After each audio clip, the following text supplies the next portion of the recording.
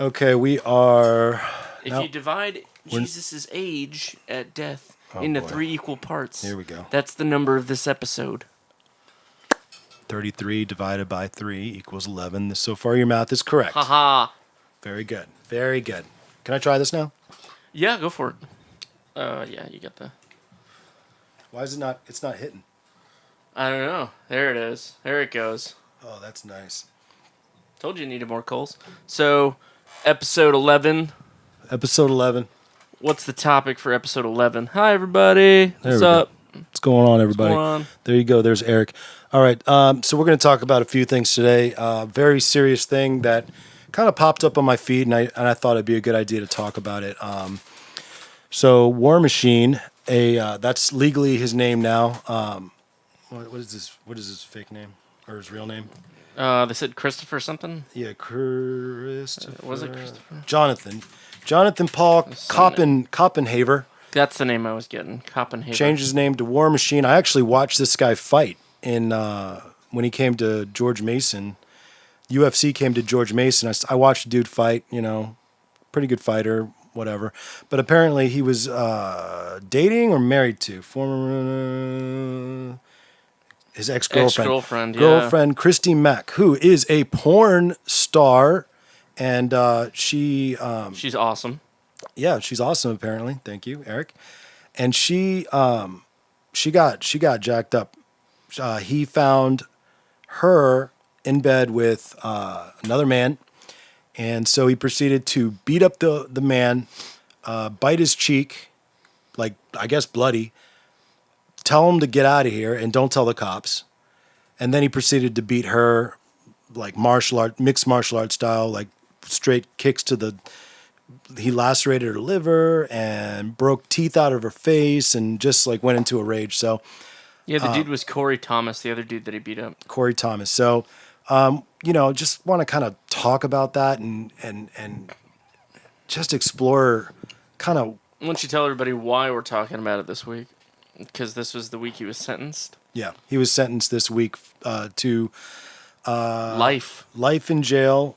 36 years, he'll get parole. So he'll be 71 years old when he can finally possibly get parole, which by then she asked for that. Her attorney asked for that because she didn't feel safe with him being able to get out earlier. And so I guess as a 71-year-old man, if he survives that long in jail. Which you won't. Yeah, no, they don't usually. Wife beaters, or girlfriend beaters, do they? I don't know. That depends. Yeah, it probably depends, but... Depends on how many dudes have seen Christy Mack's work and like it. All of them, probably. Yeah, so he's not going to last long. Oh, he's in trouble. He's in trouble. Yeah. He's in trouble. Wait. You beat up Christy Mack? Wait a minute. I've jerked off to her. Excuse me. Wait a minute. Who that bitch? You beat up? Oh, hell no. This one. Get him, boys. Get him. Yeah. And she's always been like in the... a special icon in the tattoo world, especially. She's one of these alt models as well. So, all right, we'll talk about that.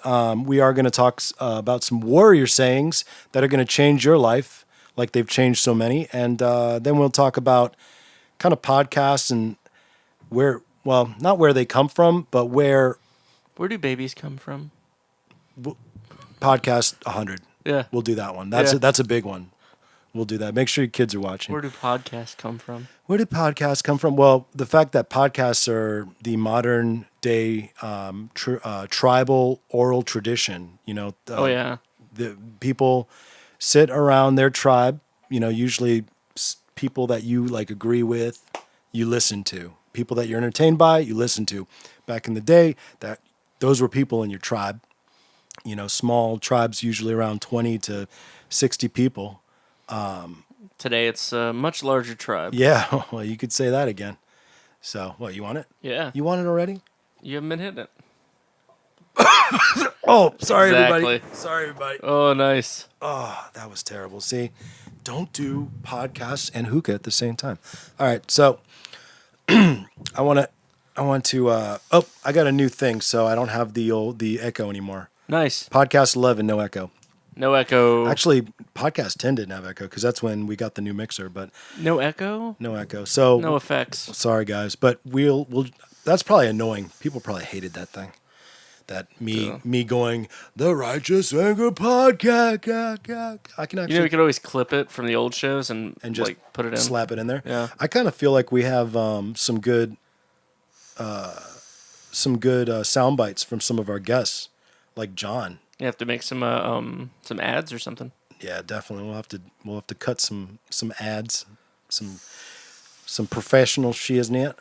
So let's get right into it. Welcome to podcast number 11. It's me and Eric, and we're going to talk about these 3 topics, and hopefully we'll get some people interested enough to even tell us what their opinions are about the whole thing. Definitely want everybody else's opinion. Yeah, what are your opinions over here? What are your opinions that we want to know? All right. So let's start off. So we know the story now, right? Like if you listen to the first part of this podcast, you heard the story. First of all, the number one thing in my mind is, dude, you're dating a porn star. Why are you going to get upset about like infidelity? Yeah. Well, I guess I could understand in the context that it's work for her. When she's on set, she's working. But when she's off set and she's still sleeping with other guys, that's cheating. You know what I mean?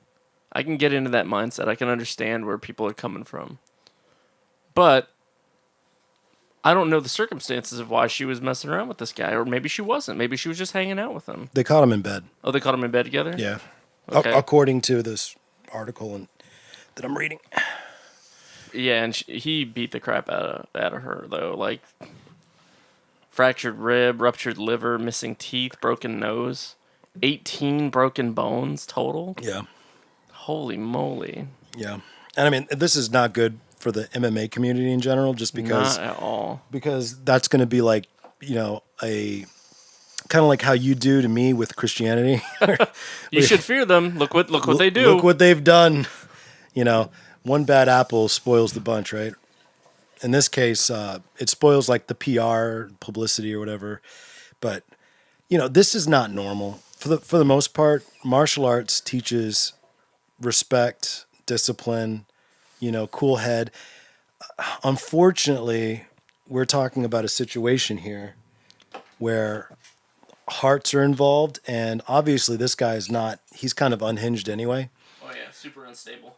Yeah, and that's what I mean. Come on, anybody who's going to legally change their name to War Machine. It's one thing to have like a cool, hardcore, like nickname, right? Badass nickname. Like you're, he could have been John Paul War Machine Copenhagen. That doesn't really roll off the tongue, but he could have did something like that. No, I'm just going to go all in.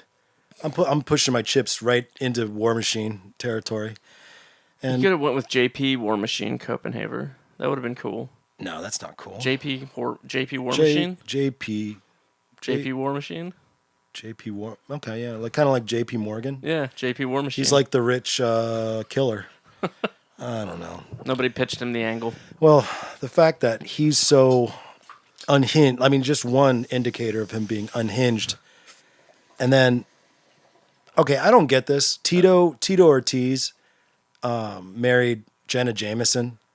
I don't quite understand you marrying or dating somebody whose profession is that, but you also being the jealous type. I don't get that at all. It doesn't work. The two were like not gonna work out. Now, honestly, my stance. I believe in infidelity, and I believe in you believe in fidelity. I believe in fidelity. The idea of fidelity. The idea of fidelity. Thank you, Eric. I believe in fidelity also. Okay, good. But I think the reason why fidelity works is because I think men and women are wired to possess each other. You know what I mean? For lack of a better term, people do like to take ownership. Yeah. Yeah, you are mine. I'm yours. I'm putting my time into you. You're putting your time into me and all that, right? So War Machine feels this betrayal, right? I guess I'm not going to go into the mind of a psychopath, but I'm assuming it's some kind of betrayal would make him want to go nuts like that. And then, but once again, you married or you're dating a porn star. I don't understand how you can divorce the two, Kind of have to expect a different lifestyle. Yeah, talk about a workplace romance. That's awkward. Holy crap, she has a workplace romance shot and directed every day. I mean, I don't know if it's a romance. I mean, it's very clinical from what I remember reading about it when you're working on one of those sets. It's, do this, change positions here. It's not like very emotional. Unless it's one of those, shooting for realism type shoots. But I don't know. It's a job. But like were That's we not on my the job. record talking about this? The idea that maybe there's this compartmentalization, right? If we want to say it's a lot like Christianity, it's compartmentalized. There are parts of your life that you keep compartmented from that, Now, okay, so now explain to me how our conversation ever said that Christianity should be compartmentalized. No, I'm not saying it should be. I'm saying that some people do. They compartmentalize their Oh, beliefs yeah, with yeah. what they Right. understand about Right, certain things. right, So right. in this case, which is a farce. well, you might say that. No, I would definitely say that. Well, some people compartmentalize. You can't blame them. No, I mean, like, yeah, but okay, in the Christian space, all right, I'm not putting this on anything else. Compartmentalizing your faith with your life away from your life or away from other parts of your life is actually analogous. No, it's anti what you're supposed to do. Ah, okay. So you're actually not really doing it. I just mean like the way that most people compartmentalize work and home life. That's a good one. That's a Like good one. everybody goes to work, they do their work thing, and then they come home, and it's a completely different life. And a lot of people who have really good, healthy home lives, they keep those two worlds separate for good reason. Right. Some Unfortunately, people keep them together. Some people are totally cool with. They get off work and they go drinking with their friends from work. you know how razor thin that must have been though. Yeah. That razor thin like Between for them, oh my gosh, that line of because I mean she's having sex with several other men and women. and women, and she has to go. Okay, I'm no longer having sex with other people. Now I'm just having sex with you. It's like so razor thin. So So it's a switch. You just gotta turn it on and off, and well, if you can't do obviously it didn't work. no. And I would actually go to say it probably doesn't work. Well, that's not true. A lot of people in the adult film industry have pretty healthy relationships. Couple of 80. Could you imagine a couple of 80-year-olds? Yeah, I met her back in her days when she was really hot, and Doing porn. yeah, she was just a porn star. I mean, all the fellers loved her. Yeah, She went viral. Right, We're gonna be saying that. You realize that? she went viral. She really did go viral before there was Yeah. computers. Yeah. STDs. That kind of viral. That kind of viral wasn't good.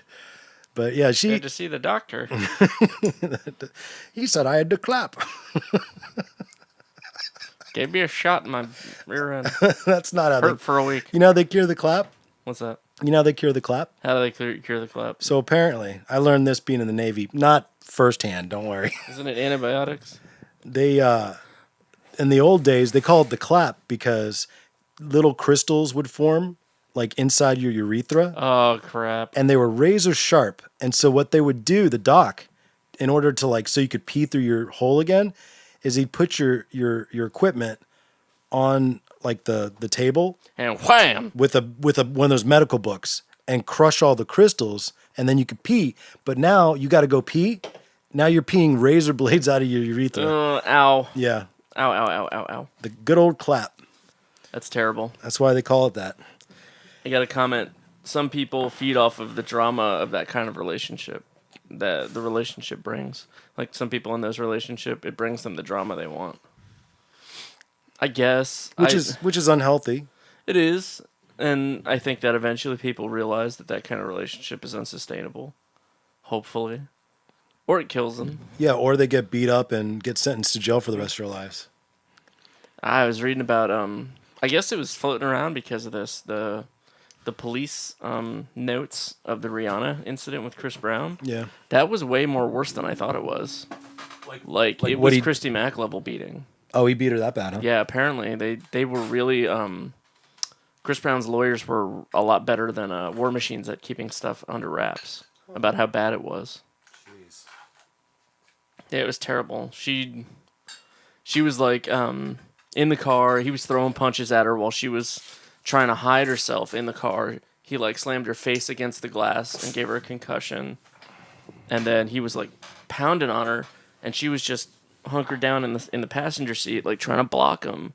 And he'd punch and break a rib, and he'd punch again, and he'd cause like a kidney bruise. And he'd keep punching her, and they did that until they got home. And she was trying to call people. He took her phone and chucked it out the window. That was a bad incident. We all know Chris Brown is totally unstable. Oh yeah.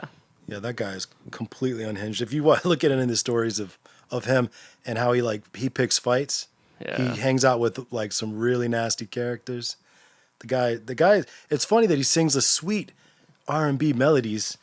He should be like hardcore. It should be like what is it? Like I don't know, What's his name? The guy who's always barking. DMX. Yeah. It's like you'd expect him to be more like DMX. Yeah, he's definitely trying to be like a DM. But even DMX is not as. Not DMX really. just likes to crack a little too much. That's his big problem.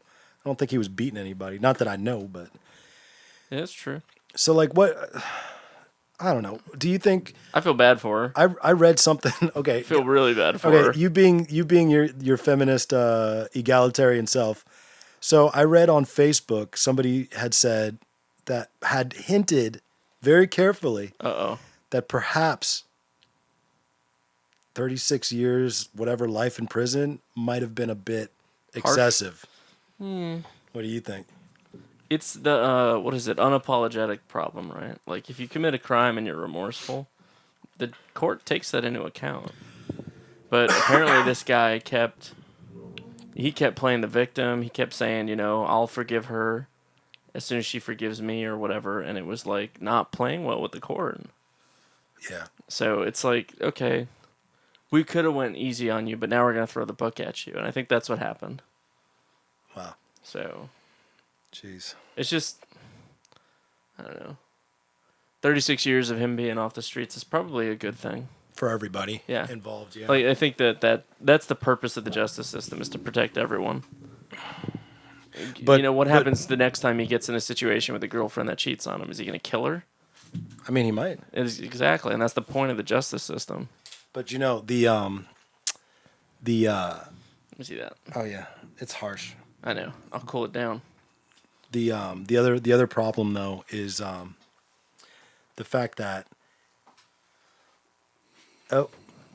hold on a second. We're cooling down the hose. Is that what we're doing? He's just Water in it. he's blowing into. Oh, okay. How are you going to cool down the hose? Just like that. It's a hookah hose. Yeah, but I think it's the sheesh. Oh, nice. Did you just blow this thing out? Sure did. Jeez. Easy. Sorry, everybody. We're having a little tough technical difficulties with the hookah. It's better now. It is. I wanted to. Yeah, it's better now. This guy's coughing all over the place. We might need new sheesh. Okay. We might need new sheesh. Rock and roll it. Yeah. You gonna fly this ship? No, we're gonna pause the ship. We're gonna pause the ship. All right, everybody. Helm 108. All right, guys. We're pausing the ship. We'll be right back after these messages of us getting good sheesh.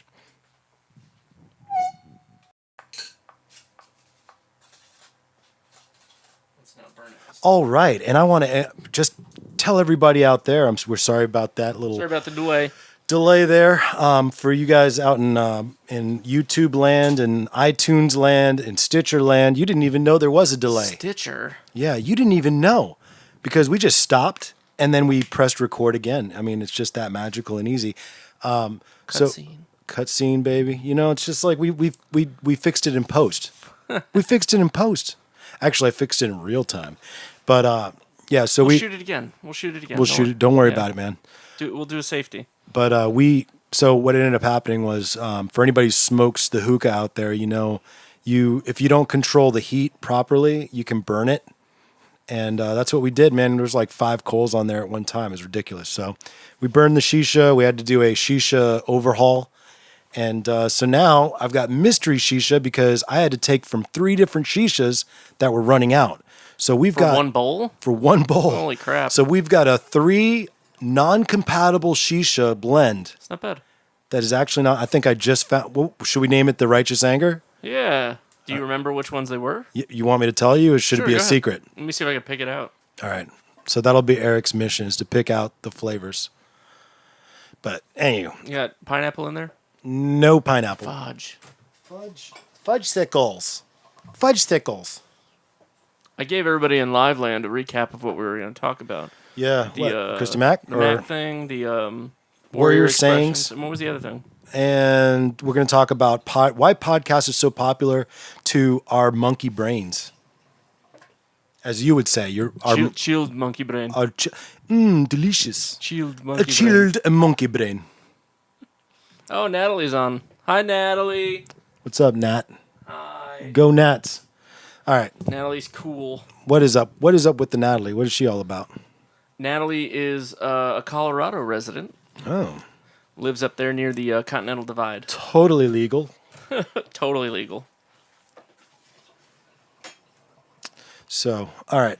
So where we at? So we're at me opening this Raging Bitch Belgian IPA, and we're talking about I wanted to wrap up with the War Machine story and just say, look, a couple of things. First of all, you definitely don't want to look at that and go, okay, that's what fighters will do if you marry a fighter or date a fighter.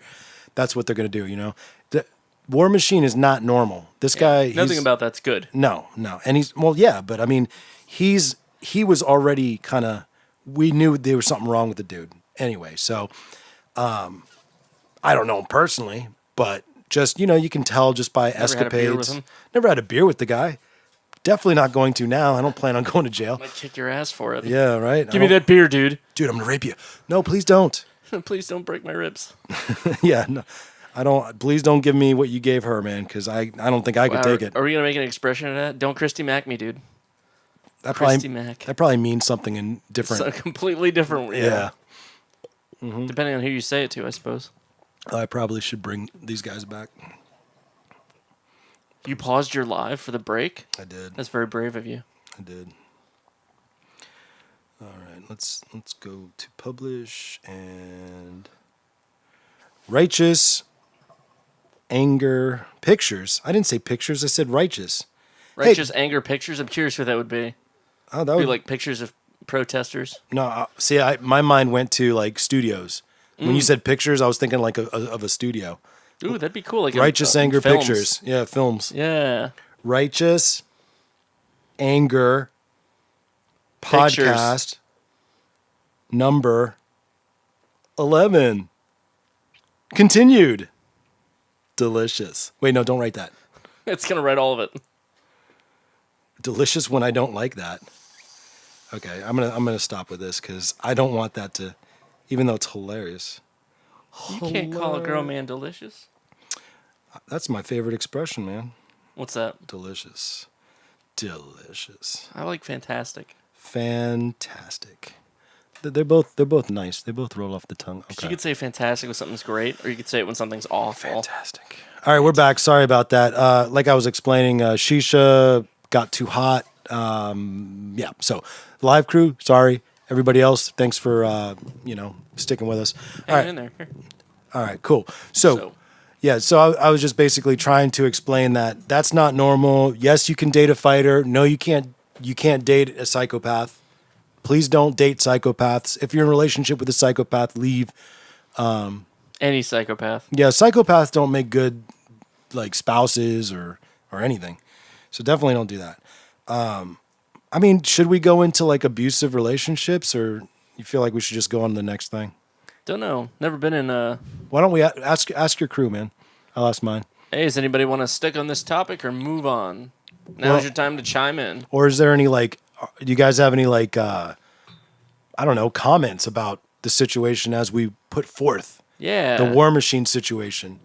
You know, should you date a porn star? Should you beat down your porn star when she had sex outside of working hours? I mean, Yeah, like where's the cutoff? what's the cutoff here? Seriously. I don't know. I did a former porn star. No, you didn't, liar. I know I would. Oh, you would? I was like, no, you didn't. Like if I would have heard that story. It's in her past. What is it? Most porn stars retire by like 23. So. Yeah, man, because who wants to see old porn? Well, I mean, that's a thing also. that is well, everything's a thing. I know. So, I mean, you could work for a longer period, but most retire pretty quickly. I was listening to Opie and Anthony one time, and they had like this hustler girl on there, Yeah. and she had like these aspirations, and they were giving her the hardest time, like saying, Oh, man. why do you have dreams and hopes? You should not have dreams and look. When you're 30, they're not going to be putting you on any covers anymore. You're done for, Dunskies. And she's like, no, I'm going to plan on working inside the business. I'm going to like produce, manage girls, whatever. And yeah, lo and behold, none of that happened. So Yeah. yeah, whatever. All right, anybody say It's the anything? American dream. No, everybody moved on. Let's move on. I'm going to tell a little story to you, my friend. All right, little story time. All right, let me smoke a little sheesh. What's the story about? Once upon a time. This is disgusting. Is it? Maybe not. You know what it tastes like? What? For those of you guys just tuning in, I basically took 3 almost empty shisha containers. Shisha's the tobacco you put in here. And just mixed them all together to make one bowl full. And it is weird, but it kind of tastes like cleaner, some kind of cleaner. Oh, crap. I don't know. I could get used to that. So, especially with more beer. Are they all a Fokker? No. Oh, okay. I mean, we are race mixing and species mixing. That's bad. We're doing all kinds of terrible. You gotta mix the same kind of tobacco, my friend. That's right. You got to keep the races Starbucks. mixed. Or wait, no. Keep them not mixed. Separated. You believe in separating your shishas? No, I mix. You mix, but I mix with an intention of creating a new flavor. Yeah. So what's the best flavor you've created? I take this Pirate's Cave. It's a Starbuzz blend, and I mix it with Mandarin Zest. Ooh. It's You pronounced that incorrectly, by the way. Mandarin Zest. Yeah, that's incorrect. It's Mandarin Zest. Mandarin Zest. Yeah, that's how. It's so zesty. That's how you're supposed to say it. So I take a little bit of Mandarin Zest. Mandarin Zest, and I just sprinkle a little bit on there, and boom, hello. It's wonderful. It is so good. Wait, no. Ooh, Pirate's Cave lemon and mint. That's another good mix. Who said that? Jessica. That's one of hers. She loves mixing mint with everything. You know, that's a tribe of hookah smokers. The minties? Are the minties, yeah. Yeah. They're where they go, everything in mint. Just put anything with mint, and you got... Good smoke. Yeah. Yep. Which I don't completely disagree, but double apple mint makes me want to... It's a little weird. That makes me want to puke. I'm nauseous thinking about it. I don't like double apple anyway. Nah, not a fan. Double apple is like kind of got a weird chalky... I don't know. It's not sweet. It's not bitter. It's like something else. It's got this flat taste to it. Kind of coats your tongue. That's good. Yeah. It's flat. Yeah, like flat soda. It's like you know what it's like? It's like flat 7-Up. Isn't 7-Up cherry? 7-Up. No. What's the cherry? I guess cherry Coke, I guess. Just a cherry-ish, kind of flattish, nasty. Yeah. Double apple sucks, man. I don't know why it's so popular. I don't either. Chocolate and the chai tea ones, those are terrible also. I agree, I've never Jess. tried. Rose and chai. Those are, yeah.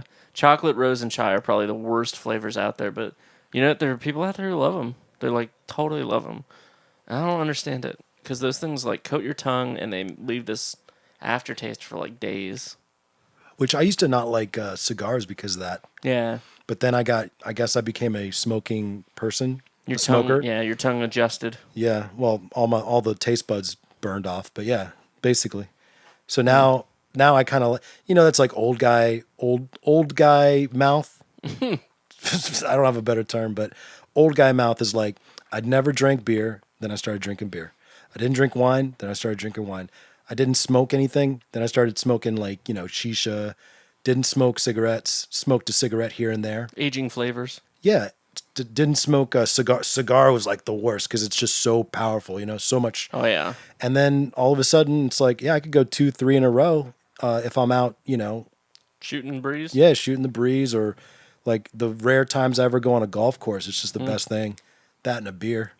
Thought you're talking about the other kind of old guy mouth, where it's like they're chewing on something but there's nothing in their mouth. You know, That's when you lose your teeth, man. that's what I mean. That freaks me out more than anything. Ugh. Like, what are you chewing? What do you got there? You got gum? Yeah, No, they you're start. just chewing on your tongue. Babies do that too. I swear, like all it is a regression back to being a It's baby. a horseshoe. Yeah. It's a big horseshoe. It's like Memento's storyline. Mm-hmm. You guys ever watch Memento? If you look at Memento's storyline, it goes. It starts in the middle, and all the scenes that are black and white are going towards the end, I think, and all the scenes that are in color are going towards the beginning. It's really weird. Oh, we got a special guest. What? We got Cammy. Oh, I love her. I always used her in Street Fighter. Cammy Fox. That's not a real name. It's a real name. Cammy Fox joined. Can I see her picture? Cammy? Sure. She's cool. Let's do a hot or not. Oh, no, don't do that. I'm just kidding. I'm just kidding, Cammy. Cammy. I said Cammy. Oh, they said Amy. No, I said Cammy. Cammy. I said it like, straight tart, So let's get a good picture. Mr. Tartarus over here. Oh, where's a good picture? I don't see any. Let me find a good picture. What are you, Cammy? Come on, just show me a picture. No, No, I mean, I only have a picture of her kids right now. Oh, she has kids? She had 3 kids, I think. 3 kids. Cammy, what did Yeah. you? Oh my gosh, what are you multiplying? Look at you. So, anywho, Yeah, she's a theater nerd. a theater. Oh, I already know what she looks like. Oh, come on. No, there were some surprises in theater. That's true. I wasn't a theater kid, but I did know quite a few.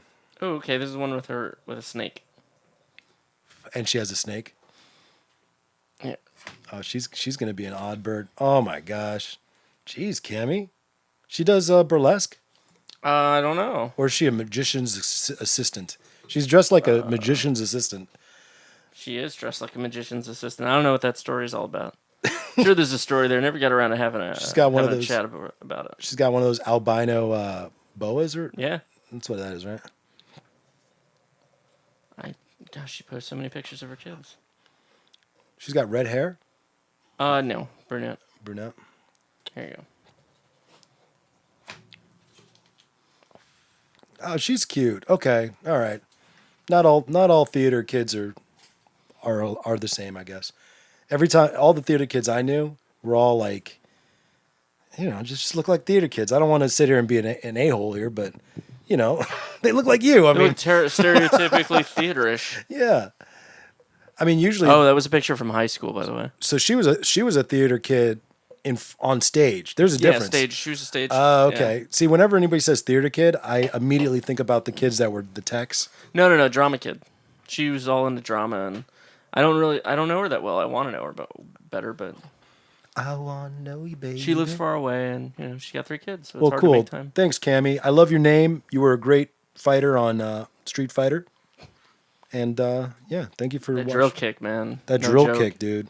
No joke. And that up kick thing too. That like uppercut kick that she Oh, did. yeah. That was cool. Yeah. I mean that worked, It's like a flash kick, but like but straight up. backwards. Yeah, she's trying to be fancy.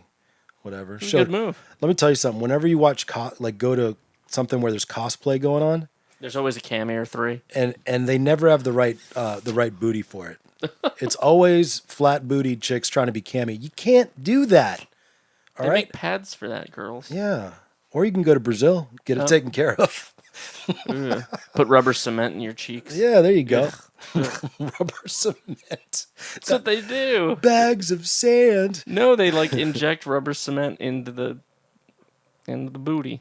into the subcutaneous tissue. Yeah, and it like hardens and That's disgusting. makes it bulbous. That can't It's gonna that eventually can't feel right though either. doesn't feel right, and it doesn't last because it eventually like eats its way out. I'm joking. It's not rubber cement. It's some substance Some substance. I don't even know what it is. Speaking of some substance pumped into places that they don't belong, have you seen what they do? The Chinese like special agent, right? It's like this silicone-y looking stuff that they inject into shrimp overseas before it comes over Oh, here. that's messed up. How disgusting! Apparently, it's non-toxic. All it's for is to take little wimpy shrimp and make them look like big shrimp.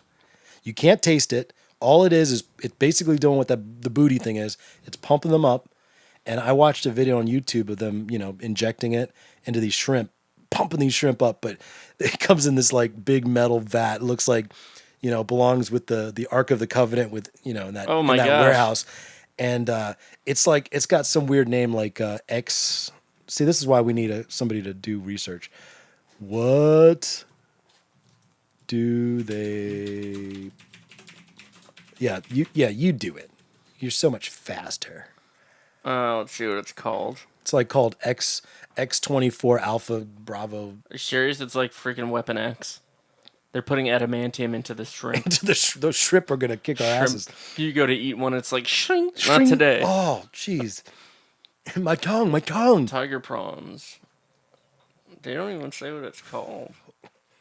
Dude, they showed on this video. They showed it like Yeah. it had it on the side of the oil drum or whatever, and it was like X203 something. Gross. Yeah. So happy seafood eating there. Bon appetit. So can I tell you my story? Go ahead. I'm gonna pass you the hookah. The hookah pipe. There you go, bud. Got it. Enjoy that. All right. So the other day, right? Give me some context on the story. I'm gonna tell you a story the proper way. All right. Because this is the modern day Because you were a storyteller. tribal oral tradition. All right. So this is the onus. Okay. This is the beginning, I guess. The beginning is that I've got like this katana that I put on my wall, and underneath the katana, I put 3 woodblock paintings, Japanese woodblock paintings, right? And it looks really cool, but I'm like, it's still missing something, right? So I'm like, oh, you look at any of the Japanese halls where they display stuff like that, and there's always like a plaque made out of a piece of wood, and it's engraved with kanji, the Japanese. They put ink in the engraving, right? Yeah. A lot of times they do, where it's black ink inside there, right? I'm like, oh, I could do that, So I went out to Harbor Freight. I bought a wood engraving kit. Nice. You can do hand engraving. I'm gonna hand engrave it with Holy crow. Japanese characters, kanji. And I got the piece of wood. It's a piece of poplar, really beautiful. I've got the stain. So the other day I'm thinking, okay, what am I going to put on there? I don't have a thing to, I don't know what to put on there. I said, well, I want to put something on there that is a warrior saying, because it's above a katana in Japanese, and preferably from a Japanese warrior. Tell me you picked Tsunetomo Yamamoto. The author of the Hagakure. Tell me you picked something from there. Hagakure. That would be so cool. Well, actually, okay, so I actually picked the 7 virtues of the samurai. Oh, right on. So the first one, to die. To die. Is that it? No. No, I don't know. All right. 7 virtues. I'll find it. Go ahead. Keep going with your story. Okay, so the 7 virtues, right? So that's 7 characters. It's, that's perfect. Long piece of plaque that's going to be around a little bit longer than the size of the katana itself. Okay, so You want them? okay, go ahead, give it to me. Courage, benevolence or mercy, respect, honesty, honor, and loyalty. There you go. That's a lot of characters to put on there. Yeah, but I mean, The gene is nice though. That looks tight. yeah, It's very minimalist. and it's long. I mean, it's a long piece of wood, so Oh, okay. it'll It's gonna look cool. It's gonna look cool as hell. So I'm like looking through that. I'm like, oh, that's cool. And you get into like a Google journey where you look up one thing and then you start looking at other stuff. Down the rabbit hole. Down the rabbit hole I went, and I found the most badass testosterone creating saying. Just so apt, so perfect. I was so excited about this saying. Okay? Now, I don't want you to look it up, Eric. Okay. I'm going to tell it to you, and then I'm going to have you do a little guessing game. Okay. Guessing game time. All right? You love these things. I love it. Go. So this is with the saying, all right? Warrior saying. Supposedly a Japanese warrior saying. Okay. Supposedly. That's a hint for you. Civilize the mind, but make savage the body. Now, first of all, let's just talk about that saying. Civilize the mind. Civilize the savage mind, the body. but make savage the body. How badass of a quote That's is pretty that? cool. that is the epitome of the warrior poet or the warrior intellectual. It's like the top of any samurai wants to be not just a killer on the battlefield, but also a gentleman and a scholar. That basically it's duality, it's harmony, it's yin and yang, it's Shinto, not Shinto, it's Taoism, it's all that stuff, right? It seeks balance. It's balance, right? And it's the really to me it's the perfect man, in my opinion, and it could be the perfect woman too, but definitely the perfect man, in my opinion, is Sounds like Wonder Woman. yeah, exactly.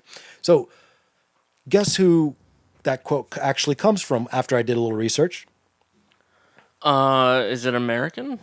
not American, Not Japanese? not Japanese. Chinese? Yeah, Lao Tzu?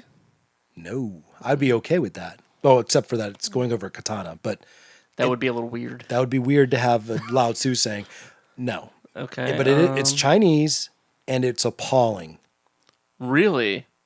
who said that. I can't think of anyone. So much so that I don't want to put it on a it was plaque. Mao Zedong, wasn't It it? was Mao Zedong Oh, or wow. Mao Zedong, That's messed up, dude. the freaking hero of the Communist Party and killer of what? A billion people. Yeah, I think he's got the record. He does.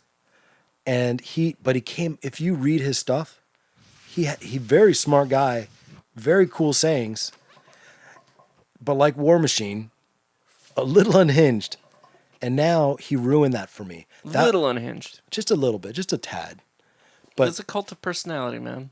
that was the perfect saying, dude. Do you realize Sounds nice. Yeah. I was gonna live my life by that? Which I might.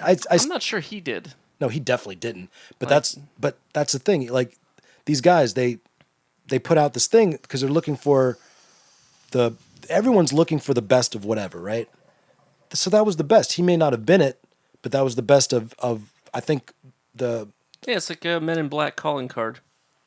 You know, looking for the best of the best of the best, sir. You know? yeah, exactly. It's been so many years since I've seen that. Yeah. Man. That's what first thing came to mind. Do you just watch like 6 movies a day? Or I just retained it all. golly, you got one of those memories? Kinda. That's insanity. But yeah, it's a good quote. It's a perfect quote, and but this monster is the one who freaking it's attributed to. So now I can't use it, man. Yeah, that's a tough one. Like, what if Hitler said some really awesome He shiznit? did say some pretty cool stuff. What was like- some cool Hitler stuff? He said Work something- shall make you free. No. That wasn't the cool one. No. Let's apologize to all the Jewish people watching Sorry. or listening to this. Sorry, Post. Jews. Yes. I love you. I love Jews. Please don't sue us. Or kill us. Yeah. There's been a couple of Christian churches that have mistakenly used Hitler's quotes and put them up on billboards. Again with the Christians, huh? No, I'm not bashing them, dude. I'm just saying that it happens. What do you got, baby? Come on. What do you got? Let me see. I'll find the exact quote, but Those Christian signs, you got to admit, some of them are rather amusing when you drive by. some of them are freaking hilarious. Yeah. I was looking at a Facebook little thing where they, you get one of these stupid links to like a zillion photographs of different things. One of them was church signs. Some of those people at these churches are pretty clever. Come up with some What fun. did it say? He alone who owns the youth gains the future.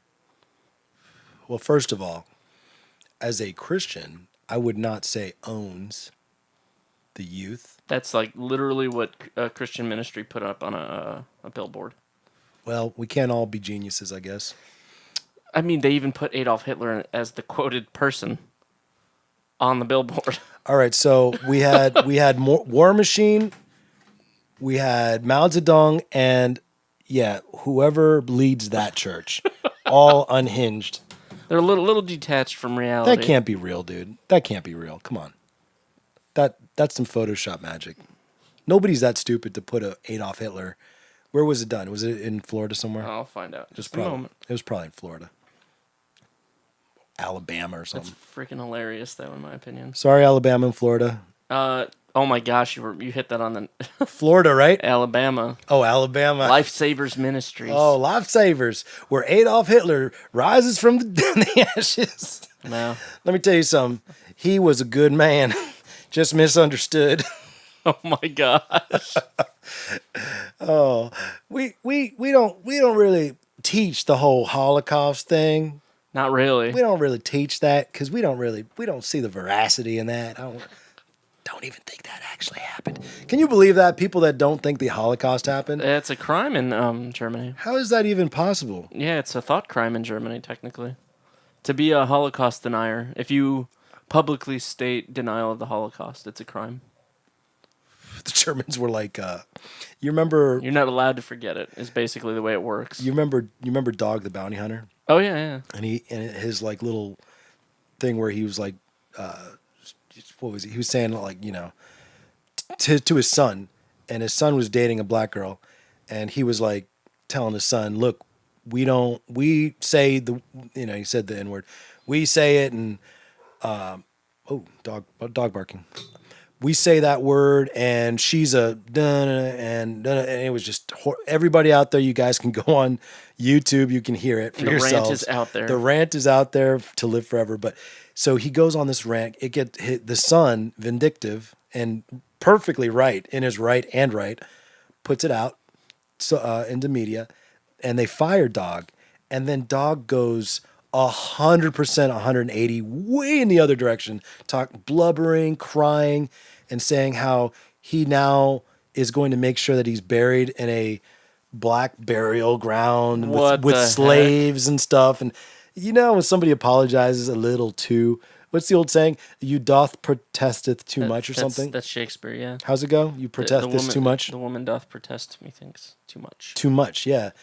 He protesteth way too much to the point where you're like, okay, he's trying to save his job, and then he did. Dang. Can you believe that? They actually brought him back for another season after that. Usually that's a career killer, but I guess after Some people want controversy. after Paula Dean Look did at it, Duck and Dynasty. Duck Dynasty. What about Oh my gosh, what- they said a lot of horrible things about a lot of horrible people, or a lot of different people.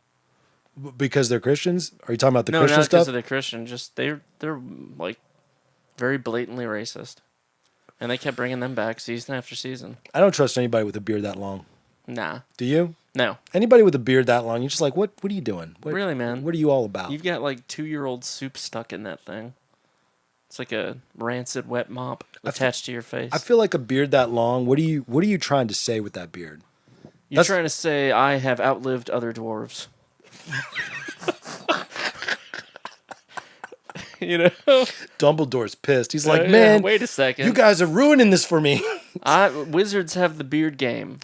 Back up. Back up. That's like what is it? Like Charlie Chaplin had the Hitler mustache Yeah, that's before. right, the That used to toothbrush mustache, that used yeah. to be the Chaplin. Then Hitler took it. Dang it.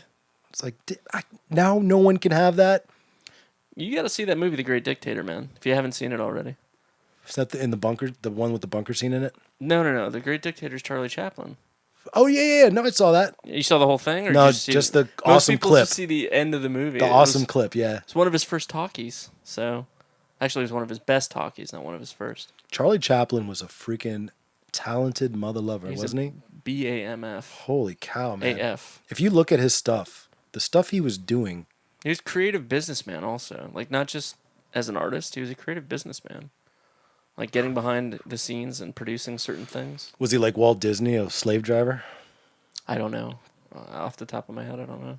I just know that he was very creative with how to actually get pictures produced. Oh, really? Yeah. The guy was amazing. I mean, and I'm getting to that place, not only do I have old man mouth, but I'm starting to have old man like thoughts where I want Be to, careful with those. They're dangerous. Yeah. Where I want to go back and like watch all these movies. I watched Gone with the Wind the other day. Have you seen Lawrence of Arabia yet? Not all You of need it. to watch that. I've seen all the best parts. As an adult, you need to watch it because there's a lot of messages in it that are really powerful. Like in our context of the quotes and stuff. I heard that. Yeah, there's a lot of good The movie is extremely quotable. I heard that it's actually applicable to today. Very much so. Really? The same sort of conflicts happening in Syria. Can you tell tell the audience about it? Well, there was a lot of warring tribal factions prior to World War I and World War II. And they kind of coalesced into these coalitions of tribes that would, roam the desert and pillage and move on to the next place. So the story follows Lawrence, who's sent on assignment to, I want to say, what was it called at the time? It's a country that doesn't exist anymore, I believe. But he was sent down there to work in one of the embassies for Great Britain, and he ends up going to reach out with and liaising with one of the locals, and he ends up embroiled in the war that they're fighting against these roving bandits. And so it's just a good movie. You got to check it out. There's a lot of really good quotes in it. One of the best ones, I think, is when he puts out this candle with his fingertips, or a match. He puts out a match with his fingertips, and he says, "The trick is not minding that it hurts." And it's like this, if you want to go on the masculine side, that's basically what he's trying to say is if you want to be a warrior, the trick is not minding that you're going to get hurt. That's not only is that samurai, which, I love. Yeah. Not only is that, actually, can you do me a favor? What's up? Can you pick the book up there that says, where is it? The big red and yellow text? That's actually not the one, but that might be a good one too. Can you grab that book for me? Because I actually want to look something up. But not only is that applicable or from samurai thought, but it's also SEAL thought too. In the SEAL teams, for those of you guys who don't know, I was in the Navy. I tried to become a SEAL. Didn't work for me. Went to BUDS, but got a great experience. Got to, be with those guys, learn from them, and see what being a warrior is all about. Just from them. But one thing is, the only easy day was yesterday, is one good one. But the other one is, if you don't mind, then it don't matter, right? That whole mind over matter thing. Yeah, that's a military thing in general. Said that. I mean, that was like daily. If you don't mind, it don't matter. If it's raining, we're training. There you go. There's so many good ones, aren't they? Yeah, this book is called Samurai: The Warrior Tradition by Stephen Turnbull. I bought this on Amazon after doing a little bit of research. Show you guys. So Samurai. It was World War One. What? This story. You got to check it out, man. Samurai. There you go. So Samurai by Stephen Turnbull, who is one of the preeminent. What's preeminent mean? I think I'm using that right. Preeminent, like foremost in your field. There you go. Okay, so he's like the preeminent historian on Japanese culture, but no, specifically samurai culture. So he's written a lot of books, and this is one of his best ones where he talks about everything that has to do with the samurai. So this is a book if you guys are into like samurai or Japanese warrior culture, check out Stephen Turnbull, Samurai: The Warrior Tradition. It's a very good book. Yeah, but this whole idea of like your mind being really the gatekeeper to what you do, the actions that you take. Honestly, I feel like in today's ultra sensitive world, in today's culture, youth culture at least, I feel like they need a good injection of some of that. I would say that they are just as diverse as every generation before them. I think you're going to find the uber disciplined ones are going to rise to the top. I think that that's a historical fallacy, right? Like every generation that comes along, they all progressively worse. Yeah, they say that we're progressively worse, and the generation before us is responsible for all of the world's woes, and the generation after us is incompetent to solve them. Okay, so it just sucks because you don't make any progress that way as a species. I'll agree with you. I'll agree with you that that's an illusion. I mean, it's all cyclical and it goes back and forth. I like that our generation is kinder and gentler. I wouldn't say we're kinder and gentler. We're a little bit more. I wouldn't say we're kinder. I think we are. I think we're a little bit more conservative than our parents were. I would say we're more passive. Yeah, we don't want to bother people. Which is a good thing. Well, we don't like confrontation. I think that's a good thing. Confrontational generations, you end up with like. So you think confrontation's a bad thing always? Confrontation's a bad thing when it's pointless. I think that's what the generation learned. And that's part of the warrior mentality is that you don't confront things for pointless reasons. I mean, especially when you've got life and death in the balance. Who wants to just pointlessly be part of a conflict? I think I'm paraphrasing, but I think my dad put it that way. What's that? I think he said something to the effect of like, somebody comes at me, I'll get my gun. They can throw their life away. Jeez. Like I'm not gonna cry for them, but if they come at me sideways, He was in the correction system. Like he was. Dad was gangster. Yeah. Is this He didn't take any crap from prisoners. is he still around? Yeah, he's still around. He retired from 30 years service in the New York State correction system. Are your parents still married? Interesting story. I don't know if we covered it. They got together 35 years ago. It's summer fling. Was a lot of fun. My mom ended up pregnant, and they you? split up for 25 years. With you or With me. They split up for 25, 26 years and had 7 girls after me. So I have 7 sisters. And then they got back together when I brought them together in New York about 7, 8 years ago. Oh, wow. And now they're married again. Oh, now they're married. They were never married in the first place. Check that out. I know, right? What a cool story, man. So that's his perspective. He had no qualms killing somebody who comes at him sideways. Has no qualms killing somebody who comes at him sideways. Where was he a corrections officer? New York State. New York State. The state prison in New York. Wow. Jeez. So Those guys are warriors, too. those guys are guards at the gates, man. Yeah. Like, they keep the bad guys locked up. Yeah. I was listening to Dan Carlin's Hardcore History. He was talking about, I guess, Xerxes in particular. He was talking about the Persian Empire. Might as well talk about Ozymandias. Well, go ahead then. No, Xerxes and Ozymandias, they're kind of like mythical creatures, but they had corresponding real people. Mm-hmm. But they had these wildly huge empires that just crumbled. Right. And they were not remembered. Interesting. I think Ozymandias is actually fictional, but the concept is derived from Xerxes. Which, by the way, I think it was. See, now I'm gonna f it all up. See, No, go ahead. Now I need Dan Carlin. I have a computer in front of me. I totally could check, but it was hundreds of years later when they actually wrote about the Spartans 300 Thermopylae? Thermopylae. Yeah, Yeah, you're thinking of King Leonidas. yeah, or as Dan said, Leonidas. That's the Greek pronunciation? I guess It's Leonidas. Leonidas. Leonidas or something. He was Spartan. He probably didn't give a shit how his name was pronounced. Did you know? Something I learned from that podcast? Did you know that the word laconic, when you're speaking like you're a laconic speaker, it means that you say very little, but you're very upfront and confrontational in your speech. Oh. And that comes from the Laconians, I guess. Huh. Because the Laconians talk that way. And those were the Spartans. Huh. And so Laconian speech or speaking like it's kind of like gruff in your face and very short. You have to watch Spartacus now. Oh, I've seen Speak it. plain. I've seen it all, man. By the way, Do not let bullshit fall from mouth. Yeah, I love the way that whole the way they created that. By the way, Yeah, that's all. They just took broken English and made it like what it would be if it was Latin, but spoken very quickly. yeah, and it sounds brilliant.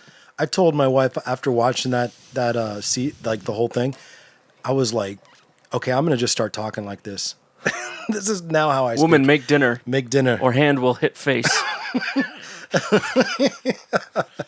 Exactly. That's good. That's exactly how it sounded. And everything was put like that, and it just sounds so much cooler and better, and it gets to the point. And I like getting to the point. You're curt and rude. Curt and rude. Yeah, it's how everyone should be. Screw this freaking generation of pussies. Excuse me, sir. I would like to. Excuse me. This verbose. Pardon me, sir. We probably got that from the British. Yeah, they're very polite, but they're very snooty. Very polite, snooty. You know, the Japanese are they're polite, but they're to the point. Okay, so they're brief. They're brief, but they're polite. So they're kind of like a nice medium. It's a good place to be. Yeah. I kind of like the diversity of America. You get like this cross section of different kinds of speech. And it's weird hearing like a New Yorker talk to a Californian. Oh, it's yeah. fun. It's just fun. It's like stop and go traffic. Yeah, you just California's like, hey man, just totally chill. Slow down. And the New Yorker's like, excuse me, I'm trying to have a conversation here. Hey, what's wrong, man? Did you smoke some weed? Come on, man. Come on. I need my ounce. I gotta get my ounce. Let's go. I gotta go. Let's go. Come on. Right now. Manhattan minute meets a Los Angeles hour. That's right. That's right. I like it though. I lived out in California. I enjoyed it. I think that's more my speed. Is the laid back thing. If the government wasn't so crappy out there, I would think about it. But it's just Job in Hollywood. yeah. So Warrior saying so Yeah, that warrior expressions. so- You got to check out Lawrence of Arabia. It wasn't about a place that didn't exist. I was thinking of another movie, a place that doesn't exist anymore. It was about Damascus. Oh, That was okay. where the story generally ends. yeah, Damascus Steel. Have you seen that? I have heard about that. Turns good. out it's a process that was not dissimilar from what we currently use for hardening steel. It was the transport of the ore over the land that made it change its properties. It got salt water on it, and it got what's it called? The smelting that they use, the process they use. It was just very unique to that region and altitude and air density and all that stuff. You can replicate it today. Well, they do because you can buy Damascus steel blades and Yeah, it's close to the process they used back then. yeah, Cool stuff. That Nice is blades. that is cool. I wish I had more patience and time for stuff like that. I would Smelting? like just anything like that. I don't have patience or time for that. You should try making pottery. I don't have any patience or time for that right now. No, okay. You know what I can do? I get trapped in painting Painting's fun. and fishing. So now every weekend I'm fishing. You fancy yourself as a warrior artist? Well, maybe an artist. I don't fancy myself a warrior. I don't Do do. you own any guns? Oh yeah. I didn't know you did. Oh wow. Is that a grand? No, baby. This is a Russian Mosin Nagant from 1942. Wow. That's the rifle that protected Stalingrad. You want to check it out? Sure. Now you know I'm gonna wipe my prints off of this, right? Yeah. I'm not killing anybody with that. could. It's too inefficient. Yeah, so you pull that up. Yeah, back. Yep. Oh, doesn't that just feel good? The action's still pretty tight. It's That- nice and It was cleaned up and kind of revitalized. Yeah, nice. lock that bad boy in there. Go ahead and give her a click. Yes. Boom. I didn't know if you want me to shoot it dry. I don't even care. I don't You care. still got the pin in it?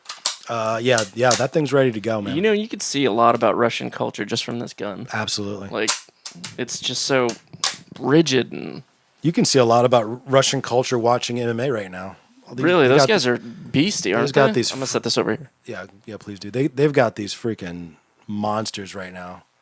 These monsters coming out of Russia. I mean, and everything crazy or exciting is really a bunch of Russian kids jumping from building to building, on high rises. Russian parkour. parkour, yeah. Those guys are nuts. They're freaking insane, man. It gives me the willies every time I watch it. And then we've got some fighters like Nurmagomedov, and he's a monster. He actually was. There's footage of him wrestling bears as a child. Oh my gosh! Like baby bears. He was wrestling as like a 5-year-old. He was wrestling bears. Imagine that conversation. What was his name? Well, his last name's Nurmagomedov. Oh, I gotta look it up. What's his Little Vlad. No, he's got like an Arabic first name. Crap, what is his name? Look up Nurma. How do you spell that? Nurmagomedov. God, I'm not. Nurmagomedov. Just look up UFC UFC. and then Russian. start off. Yeah, there you go. It's Khabib. Khabib. Yeah. Khabib, I got you a bear for birthday. Khabib. It's not Teddy. It's bear. Real bear. Real bear. You are finally of age. You can play with it all day. All day. Yeah. Please do not let it kill you. Don't kill it either. Gosh, your fake Russian accent's better than mine. Mine immediately turns into, hello, my name is Quickie Martin.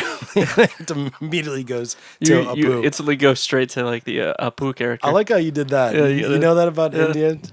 I'm not sure. He's doing- Yeah. He's doing the side to side head shake thing that Indian people do. Check out Indian people.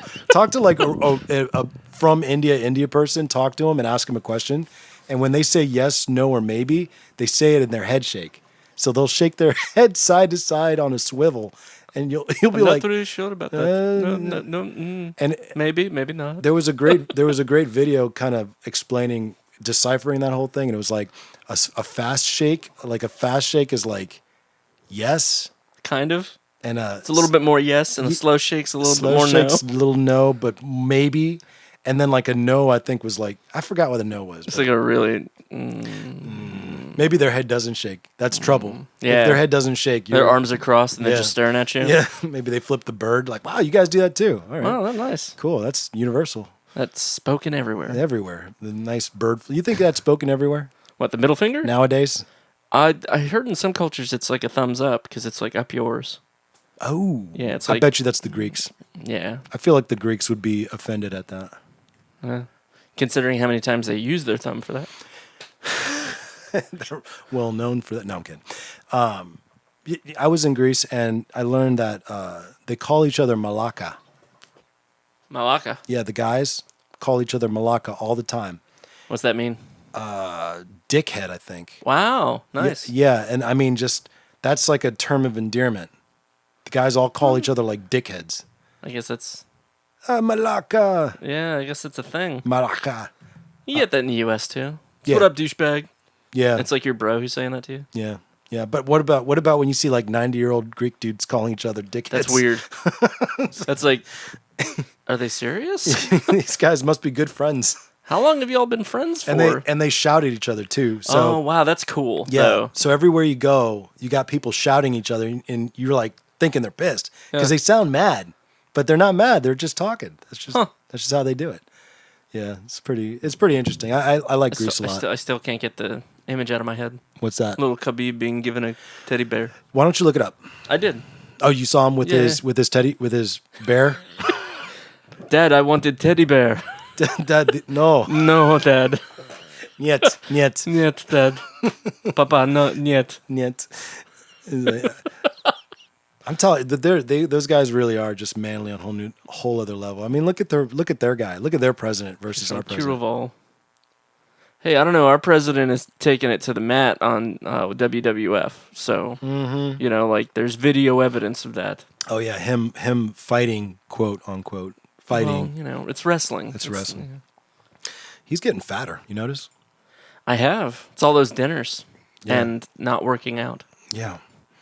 And he's probably like, I am the best person. I know the most out of anybody about working out. Nobody knows about working out more than I do. It's like, wow. Well, I mean, okay. Unfortunately, proof is in the pudding, a little bit more instantaneous than some of the other claims that you've claimed. But he's really starting to kind of, I think, irk everybody. Yeah, he's irksome. I mean, he's irked everybody, but he's really, I think, starting to. When he starts irking his base, then he's got a problem. That's kind of being an issue. Yeah. Yeah. Yeah. But what can we do? You know, we can laugh. We're pretty powerless to it. We could just go with it. I mean, as a person who, like, really your only recourse for anything, I mean, really, being a law-abiding citizen, which is what everybody should be. Don't be a psychopath like Warpath, or what is his name? War Machine. War Machine, and what was the other psychopath? Mao Zedong, and we had a third one. Though the guy that led the church that used the Hitler quote. Oh yeah, on that's the a little billboard. cray-cray. Okay, don't be like those people. Like, Temper your cray-cray, bro. yeah, so don't do anything crazy like Kathy Griffith. That's up there. Dude, can you explain to the people what she did? She posed with a picture of the president's head severed and then sent it out. I mean, it's one thing to take the picture, then you posting it everywhere and then defending it, and then it's like, I like that we have a country that somebody can do that and she doesn't have to fear being killed for it by the government. Oh, okay, I was about to say there's a couple Like, of red hatters. No. I appreciate the fact that private citizens made threats. I just mean she doesn't have to fear the government coming after her for it, which it's one of those things we really need to value in the country. Yeah, or change, Mother Russia. Phew. Yeah, I tried doing that in Russia with Putin, man. Good luck. Good luck to you. No, I think they've done worse, haven't they? Who? The Femen group. They like show up at his events and like splash paint on people and shout and scream and holler and mess up at his events. Like he'll have a public Are we talking event. about Putin? Yeah. People actually Show up to his events and they will totally ruin him. The Femin group. they must have. They some, show up topless to do it too, and he just kind of looks and he laughs at them and he's like, nice look- boobs. Nice boobs. The Femin group. What does that even mean? Femin. Like is that like feminist? I don't know exactly. I know that the group is called Femin. All right, do a little bit of research here. think they are pretty hardcore feminists. Group. Femin group showing Femin. Wikipedia, Ukrainian. Stylized as Femin is a Ukrainian French radical feminist activist group. Oh, I've seen these. Yeah, okay, I've seen them. I think I was watching Vice, and They'll, Vice did a thing. They'll like write something on themselves in black, and then they'll put like black tape over their nipples, and then they'll go topless, and they'll disrupt an event that Putin's at, and I mean, come on, feminists. You guys do realize we want to see tits, right? that's the point. That's that's literally their objective with those types of disruptions. Is to disrupt. Yeah, Okay. they're all about disrupting. I just don't, like the feminists that go women empowerment, but then they do the thing that chauvinistic men Want? Yeah, it's or I should say men. Let's be real. Men want to see boobies. most men. There are gay men. They want to see man boobs. I'm not sure all of them like that kind of thing. Not all of them are into bears, dude. Bears. I am bear. I'm Russian bear. Oh, goody. Russian bear. Yeah, or da. Da, it's Russian bear. Da is Russian bear. Oh, this party You're can going start. to fight Russian bear. Whole new thing now. Whole new visualization. Oh man. All right, so let's talk about the He very did last not thing. fight Grizzly yet. He's going to. So what's next on our quotes? Do we have any other good quotes? Ivan the Grizzly. You know what? I bet you we could dig up some Stalin ones that he borrowed from someone else. All right, let me see. So Probably find some Stalin quotes that are actually Trotsky. this is a fun game. Let's go with world leader quotes, maybe. Yeah, there you go. Let's do world leader quotes and give them a pass or a not pass. You're gonna get paragraphs from Americans. Everything before like the 70s, I'd say. You're gonna get a paragraph quote. You're saying we are verbose, as they say. Oh, there! Look at Lincoln, and FDR. For everybody listening, we've got a big screen TV in the studio now. Yeah, we can finally We're moving up. we can finally show. Here, look. There it is. Bam. So now we can actually show everybody in the room what we're freaking talking about. Let's go with. See, these are all going to be. 16 leadership quotes to inspire you to greatness by Forbes. Let's see what Forbes. Oh man. Let's see how good this. Money, is. money, money, money, money, money, money, money, money, money, And then money, and then money, and then money, and then more money. and then more money. Forbes. What is Forbes? Is that a guy's name?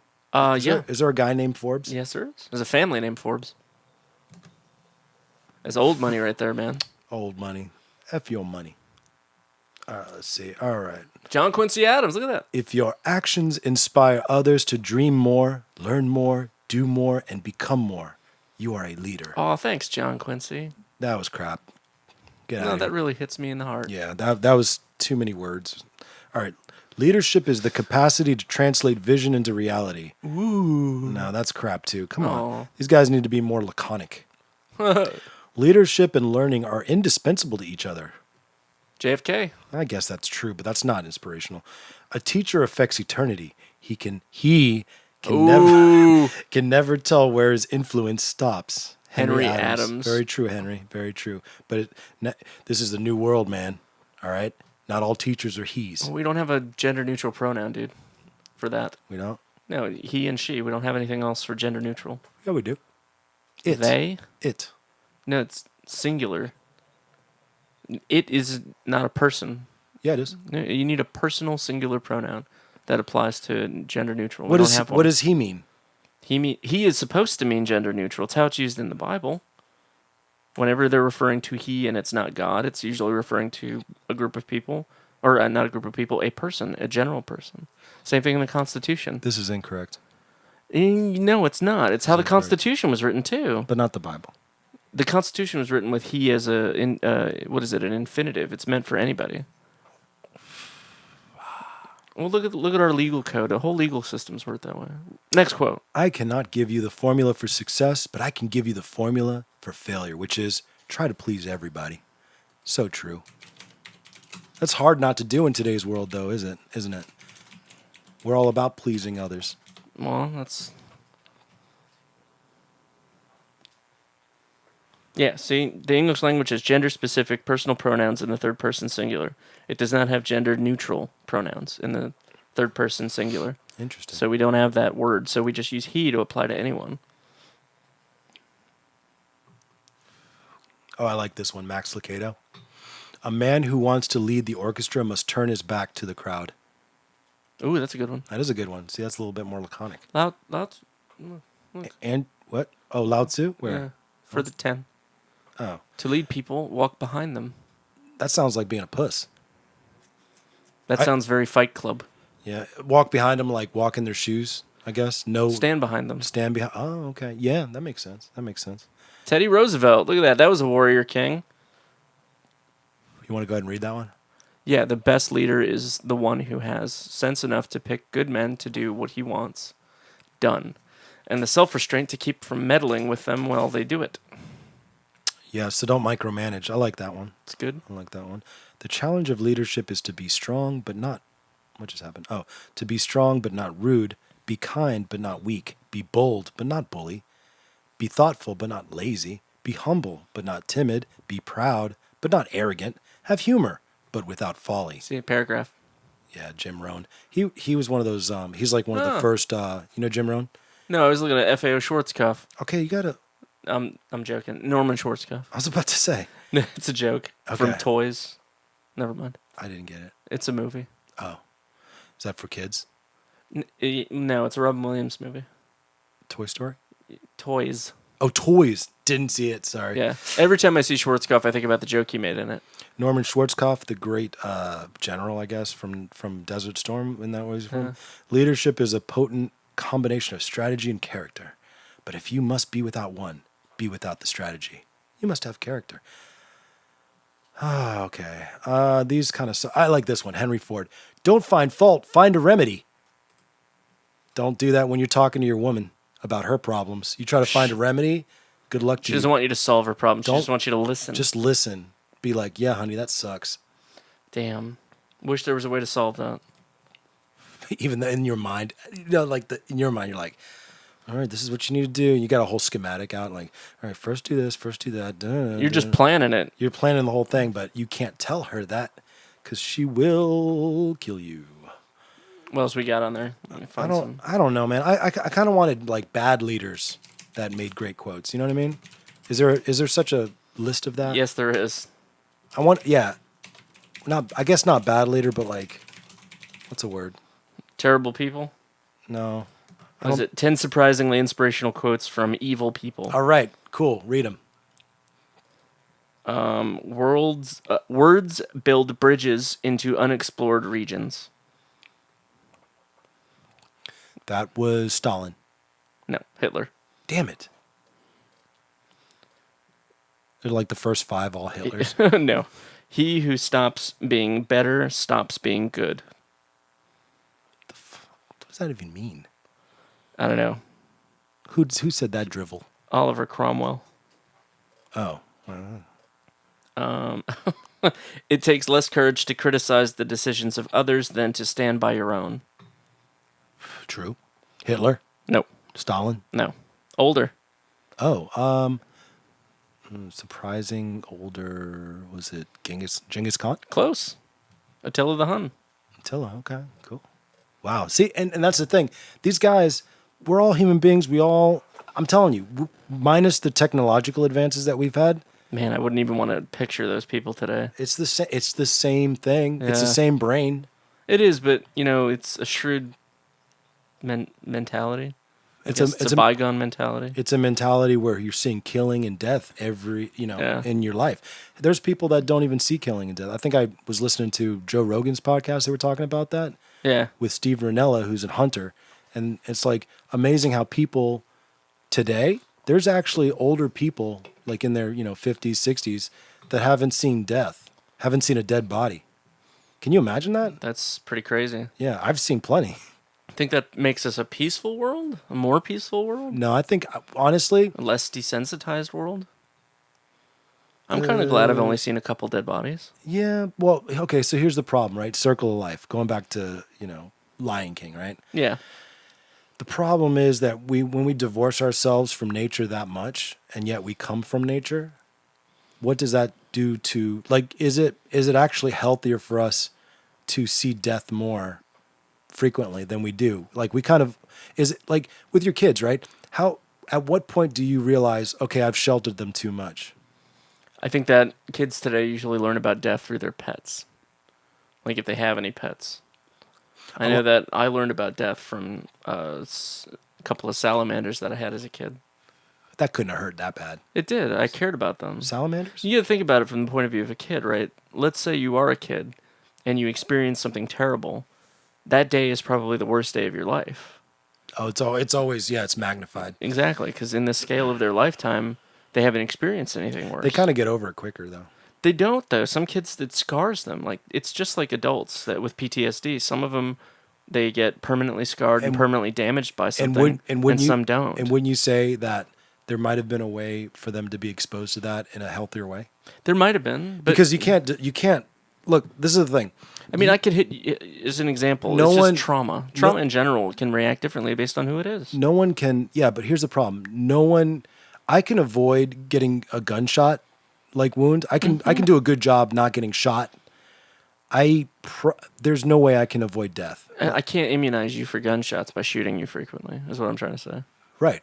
So, but you can't immunize me from death either. No, and that's like the balance I would hope we're trying to strike as a species. Allow people to gain the wisdom about death and gain the wisdom and understanding about death without it being so shocking and dramatic. Well, that's one thing I think it's good as far as having an eternal perspective as opposed to just a worldly perspective, where if that's it, then you got a problem. It hits a lot harder. I don't like that we have ephemeral perspectives on anything. I like the long-term view. I don't like that we have a lifespan that ends at around 80. I would like it if our lifespans were like 800. But then 800 would be too. He died. He was only 800. He died so young. And in perspective of the long view of humanity, it's a very long lifespan. That's what I'm saying. The idea that there is an afterlife where you don't die anymore see what you're doing is you're putting aspirin in, for the headache, but the headache's going to come back, and it's going to come back because treat the symptoms is what you should do. Well, if there is such a thing as an eternal with no death, and that's something that you have to look forward to, then death here is not such a blow. I don't know. That doesn't comport with reality for me. Yeah, well, it's not reality.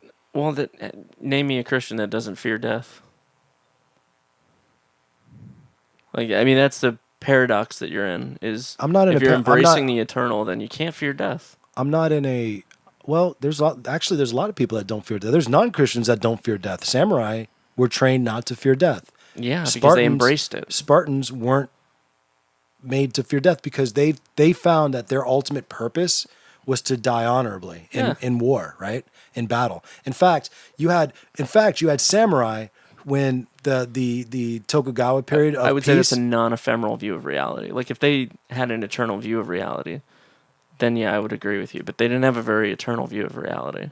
I'm not using them as a Christian example. No, I'm saying that it's got to be consistent. If someone has an eternal view of reality, then they should probably have a very loose grip on living. Like whatever, I don't care about living. Well, okay, so here's the reason why that's not the case, because how you live here does affect your afterlife. Okay. So if how you live here does affect your afterlife, then how you live here does matter. The fact that you die doesn't. That's the distinction. Right. Okay. Give me another evil. I don't think this is evil leaders. I think this is just surprising quotes, right? You wouldn't consider Napoleon evil, would you? I mean, kind of, ish. Kind of ish. Okay. Well, yeah, I wasn't there, but I heard some bad things. Impossible is a word only found in the dictionary of fools. Say that was laconic. I like that one. He had a lot of good ones. Let me see if I can find. I actually have one on my Facebook profile. He probably had some guy working for him that had like a ghostwriter. Guaranteed. I have a good one. Where's my quotes? Well, you got like a file of quotes? Yeah, I have a quote on my Facebook profile about William Blake. The road of excess leads to the palace of wisdom. That's one of the ones I like. The road of excess? Leads to the palace of wisdom. No, I don't agree with that at all. Religion is what keeps the poor from murdering the rich. Are you wait? That's Napoleon. Are you saying? Let's dissect that one, that earlier one. Is he saying that you learn from your mistakes? Is that what he's saying? The mistakes you make That in you should excess? have an excess of mistakes. You should have an excess of successes. You should always seek excess in all things. But it's bad. Some excesses are bad, right? Not Like necessarily. alcoholism that's a bad You excess. learn that. You would learn that. That would be your path. The palace of wisdom. The idea is like if you experience the excess and it's not something you enjoy or it's not something that makes your life better, you choose to learn from it. But you don't. There's people that have alcohol and drug problems that they die. I imagine that the wisdom is lost on them. That's what I'm trying to say. They didn't take the path of excess. Oh, okay. They followed the path of excess. They didn't follow it to its natural conclusion. Have you ever heard of Jocko Willink? Jocko Willink? Jocko Willink. Have you heard of this guy? No. He's a Navy SEAL who now he teaches leadership. Using what he learned as a SEAL? SEAL commander. He's got a saying, if I'm getting it right. It's probably not his, but it's something he lives by. It goes something like, discipline is freedom, I think. That sounds very Orwellian. And the idea is that so let's say you're living a life where you don't have any discipline. Mm-hmm. You actually become a slave to that lifestyle. Yep. The idea of freedom is actually the ability to not succumb to your own whims or your own, because, we, as human beings, we're very, we're fallible, first of all, but we're also, it's easier for us to go astray. Like, for instance, right? If you go to sleep late every night and you wake up late, right? Yeah. That's disadvantageous in a lot of lifestyles. Like if you have to go to work at a certain time. And you're up late every morning and you're in like 2-3 hours late every day. Yeah. That's disadvantageous. Like you're not going to find success. Long term. Yeah.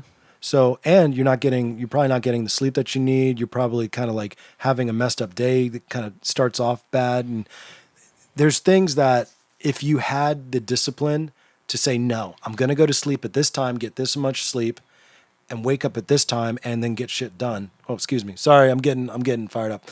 Then you have the freedom to live that better life. You know what I mean? Not to the freedom from your own sort of shortfalls or your misgivings? Not misgivings, but mistakes. Yeah. Well, I'll just say shortfalls, right? Okay. Like my body wants to be weak. Like, no, my brain wants me to be weak, or my body something wants me to be weak. Like I want to be lazy, right? I want to sit around. I want to play video games. Have you ever done like a marathon video game session? Yeah, a couple times. Yeah, just like all day. Burn through Metal Gear Solid or Assassin's Creed 2.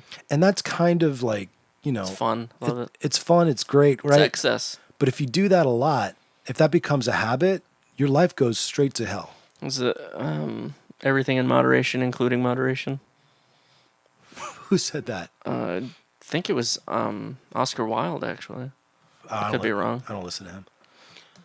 But I don't know. The path of excess would have been like, you know what? I want to get a lot of sleep tonight. Let me just go to bed early. Nope. Yeah. No. Yeah. No. I like sleeping. I love sleeping. I love sleeping too. So I plan my schedule around getting the maximum amount of sleep, getting an excess of sleep. You wanna watch a quick thing here? Jocko Willink. Willink about his speech about discipline. All right. Sure. And this will give you an idea of what I'm talking about.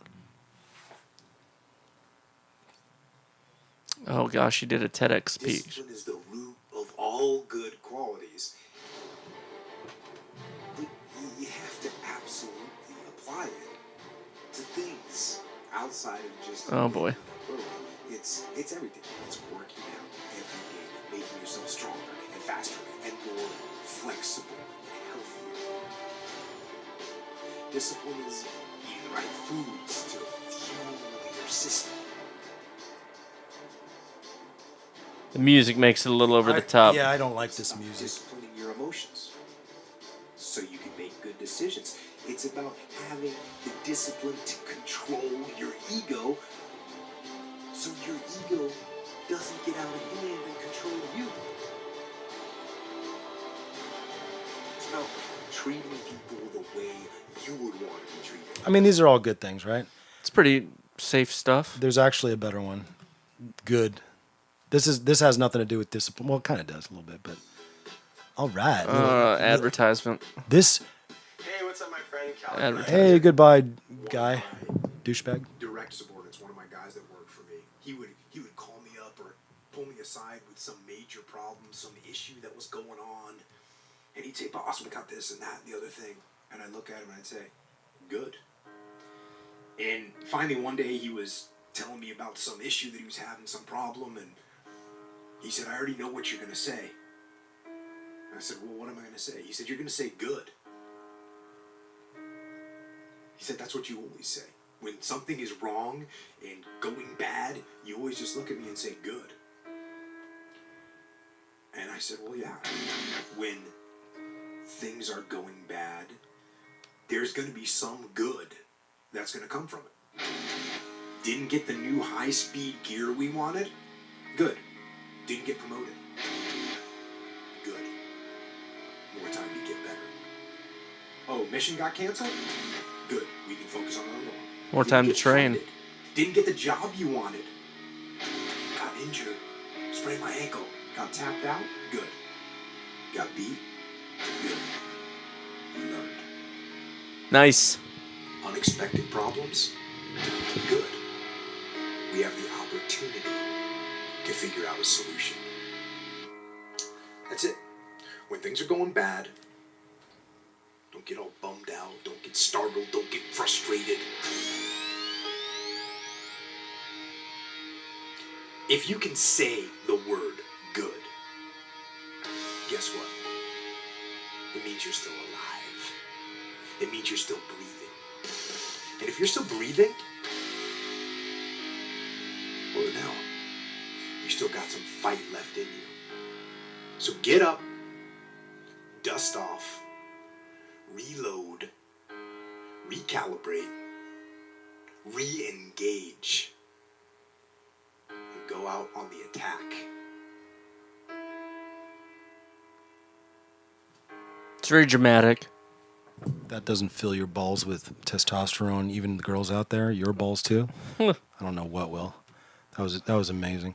So yeah, John. It's inspiring, but It's true. It's true, man. Like if that is your attitude, look, this is a Navy SEAL, okay, who went through more than it's instinctual for us since we're both veterans to have that attitude about adversity. It's not instinctual. We learned it. Well, it's second nature for us. Now Yeah, now after we've been in the military, the training, because you get knocked down so many times, and what do they tell you? They say, "Get up, Yeah, get up."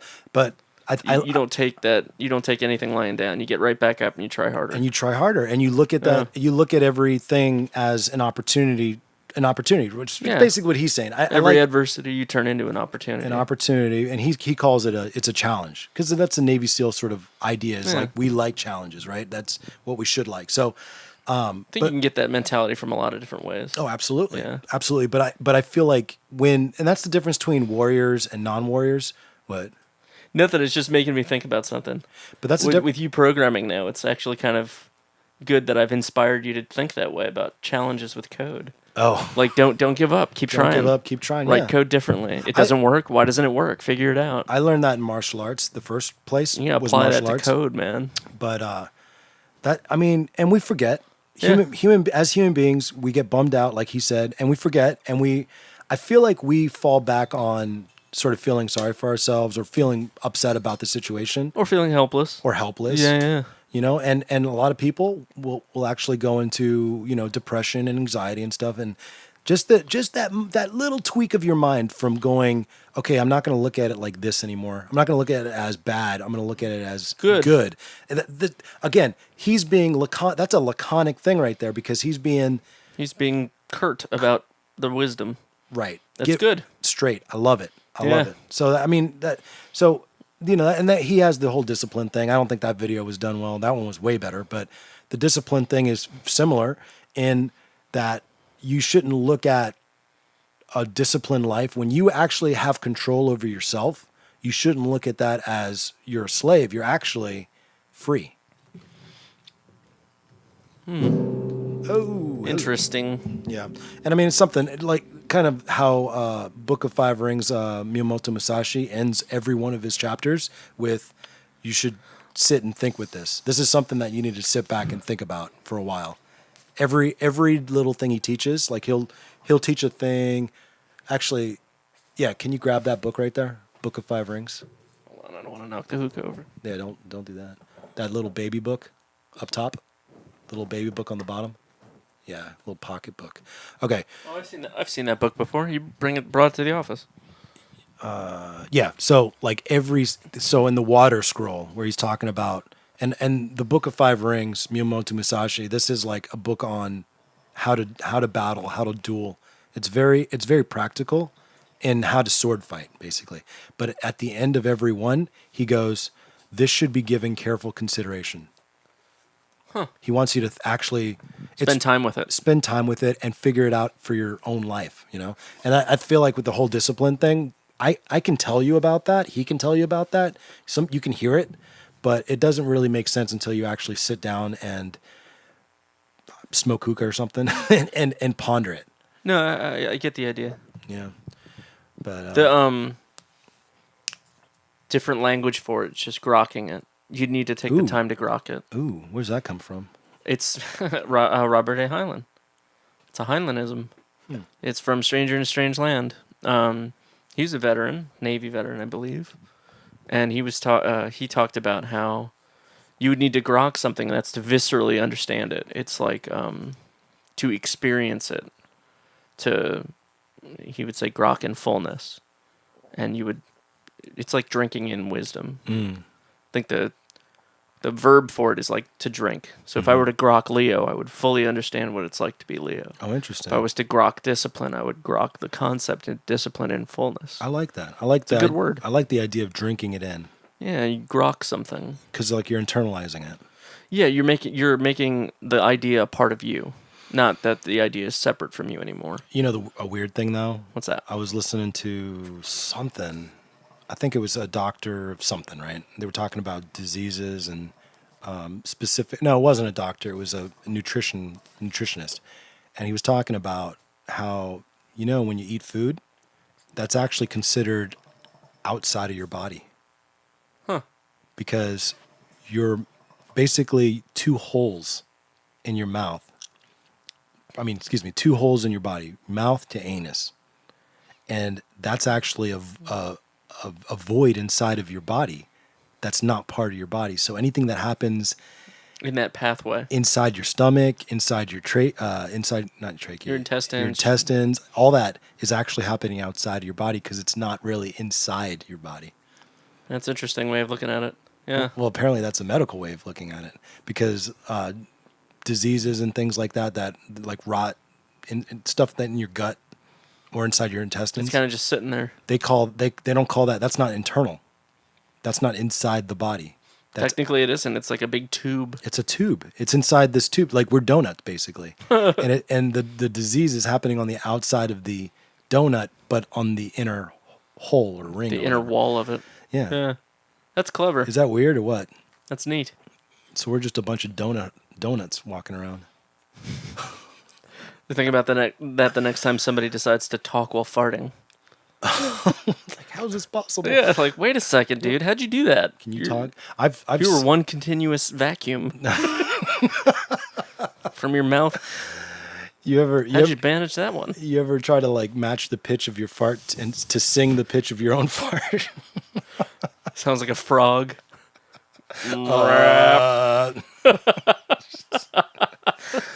Oh, my God. Crap. So, yeah, and the last thing that I wanted us to talk about, and what I'm trying to do with the podcast is, Yeah. I want to make it easier for us to like edit it so that we have like little Segments, yeah. segments and bits that are easy. So I want to talk about, like, very briefly, because we're out of here. We've really kind of over time, but we'll spend 10 minutes on it. Oh, we took a little break. That's right. Podcasts are just modern oral tradition, right? So to give you an idea, you guys know I'm an anthropologist, study cultures, especially, you look at like archaeology, which is a branch of anthropology. They study cultures before, well, Let's break it down for people who don't know what anthropology is. okay, anthropology is the study of human beings, And then archaeology. is a study of antiquity. Anthropology or archaeology, you're taking stuff Yeah, and stuff from the past. stuff from the past, and you're trying to put together the story from the pieces. So that's basically what archaeology is. So, in the past, we didn't always have a written We didn't have a written language. written language or a written record, right? A historical record. So things that happened before the historical record had to be passed down orally. So we call that the oral tradition.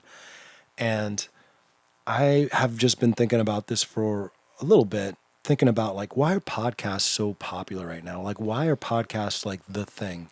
And I go, wait a minute. This is as human as anything. We're basically telling stories and passing on oral tradition via this technical venue, right? So instead of us all gathering around a fire at the end of the day, at the end of our work, and work for a prehistoric person would be A sustenance, hunting, and gathering, and maybe some farming at some point.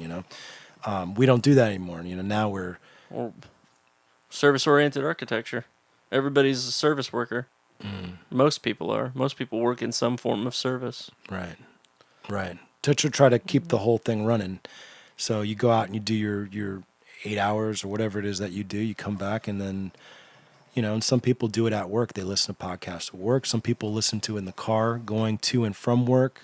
Some people, that's what they do to chill out. Maybe they sit back with a drink or hookah, or maybe, I don't know. Then they sit back and they listen to a podcast. So podcast is kind of what you do when you're sitting, when you're there, Some You're people being very Wattsian. I like it. What's that? Alan Watts, you're being very Wattsian about this. Oh, interesting. It's good. Okay. I'll take your good. word for that. I like the fact that human beings are going towards podcasts Oh, yeah. and not, like, TV's dying for the most part. Like not serialized serialized television, right? Well, not really. Serialized is still subscription-based. You got all the subscription providers that are making serials. Yeah, But it's like the commercial ad-supported television cable. Well, where's television going? Television used to be like, I forget the term, but it's like, okay, if we're watching a show and they're all self-contained episodes. They start and end on one episode. That's serial. That's a serial. Yeah. But then you have episodic, which is Or you have anthology. no episodic. Episodic? Which is I think that's the right term, which is where it's like it stops and then to be continued. And it doesn't change the story. It just The storyline is episodic. over. So like Sherlock now. Right. Okay, cool. So we're going towards, people watch episodic more than they watch the serial content, right? Why is that? That's the question. I don't know. Like, why is that the thing? We sit there and we binge on it. We'll spend a whole weekend watching a whole. It's Netflix culture, man. Yeah. Netflix has more subscribers now globally than U.S. cable providers have in total. Really? By like 40 million. Wow. They have like 80 million subscribers worldwide. Cable in the U.S. is only like 56 million people. Yeah.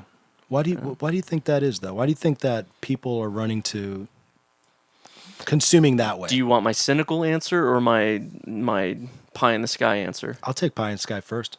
Pie in the sky answer is that people are starting to not want to be sold while they're experiencing something. Oh, but they're pushing commercials in now, though.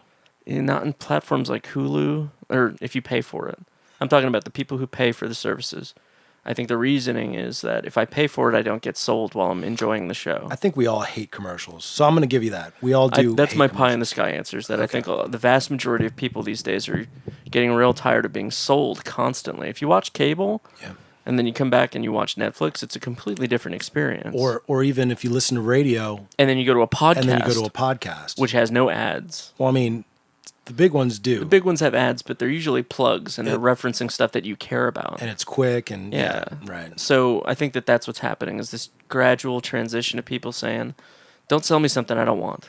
I don't want that. I want to see something that I want to be sold on." So caring about the Yeah. the listener or the viewer more than you care about the ad dollars. Yeah. My cynical answer is just that people are just being more frugal. You know, TV used to be that way, by the way. It used to be. Television used to be more about the viewership and entertaining them.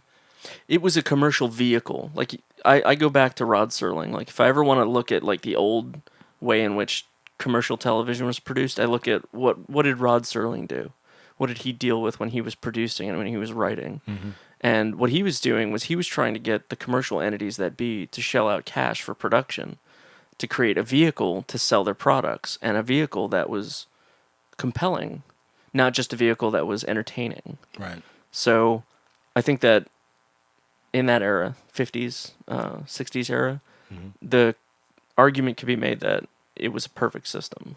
There was a vehicle, the companies that shelled out the money to get ad spots, they were paying for the vehicle. Today it seems like the ad spots run the vehicle, not the other way around. Yeah, interesting. You see what I'm saying? The Interesting. paradigm shifted to, we want to sell this product, what shows can we put it on? Yeah. Not, we have this show, this idea for a show. Would you like to sell your product on it or Right. during it? Which is where podcasts are right now. Exactly, and that's what I think but we're gonna that's my F- cynical answer. We're going to F it up, though. Eventually, you're gonna have commercialized podcasts, but the beauty of podcasts is, wow, they went commercial. Click unsubscribe. Well, which is exactly what happened to TV. Exactly, But then what? it's more user directed, I think now. So if you want a specific podcast and you want to support it, you can. There's platforms for supporting them, Right. so that they don't have to go ads. That's really important. yeah. That's really important. That it's like a viewer, almost like what do you call it? NPR, I Yeah, guess. you have podcast conglomerates now. Like I forget which one it was. The big gaming ones, they all have like a conglomerate, so you can subscribe to pay $10 a month, and they divvy out that $10 to all their podcasts, Oh, that's interesting. and everybody gets paid. Everybody can keep producing their stuff, and everybody can keep making product for users without ads. And I mean, you see that model being extremely successful in a lot of different markets. Like, there's clothing line subscriptions. Like, you can subscribe for $35 a month, and you get a box with clothes every month. Like, the subscription model. Like, Have you done that yet? I haven't. I do Loot Crate, so I kind of want to try it. Just Loot once. Crate's cool, man. You get a lot of cool swag. What do you get? You get T-shirts. I send it for T-shirt one. It's usually you pick which size you want, and it's like stuff that you really like. I got a what is it? A gamer slash movie fan Loot Crate. So it's a lot of stuff that's relevant to comics and video games and stuff like that. I'm Oh. not plugging Loot Crate. I'm just saying as an example. Speaking of plugs, pretty soon you guys out there, check it out. Epilogue Apparel. Oh yeah. epilogueapparel.com. We're going to have some really cool stuff on there, including the official Righteous Anger podcast t-shirt, which kicks ass, and I think it's only going to come in black. I really don't think it Let's should do black only. I don't It can think come in any color. as long as it's black. Yeah, Henry Ford. Yeah. But yeah, we've got some different things, some great ideas, and the whole idea behind Epilogue, why we called it that, is that we want to the focus of the business is we want to create swag apparel that basically takes the stories that we all know and love, pop culture and books and television and movies and just the stuff that you guys all know and love, and tell the story after the story. Like what happened after the end of Pulp Fiction? What happened? What happened? What happened after the end of The Princess Bride? Right. What happened? Like, wouldn't it be awesome to have what is it like? Not a choose your own adventure, but almost like a choose your own adventure. Choose your own ending. Choose your own ending, or choose your own epilogue. Yeah. Ooh, that might be a good. Yeah. Choose your That might be a good slogan. not slogan. not a give like Motto? not a giveaway, maybe a giveaway, Yeah. like where Grab bag. we go, hey, give us ideas of how would you have ended it, and then Yeah, tell your epilogue.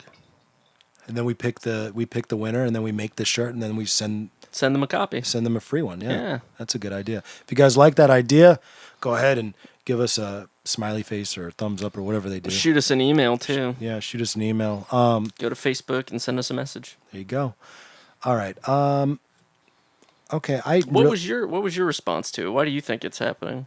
I know that my mind wraps around the concept of more user freedom, right? Like the users have so much more control by comparison to cable and radio. Like with radio, I got to listen at a specific time. I got to listen to a specific station. And if I miss it, I miss it. With podcasts, I can download it and listen to it when I want to. With Netflix, I can pop up Netflix and watch it when I can. Well, I think from any of my devices. I think as a whole, I'm going to go with you on that.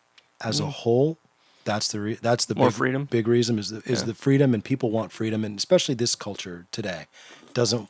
We are. I want it now. I'm going to get it now. Yeah, that's my cynical answer. Mentality, but for the reason why people pick certain podcasts is because that's their tribe.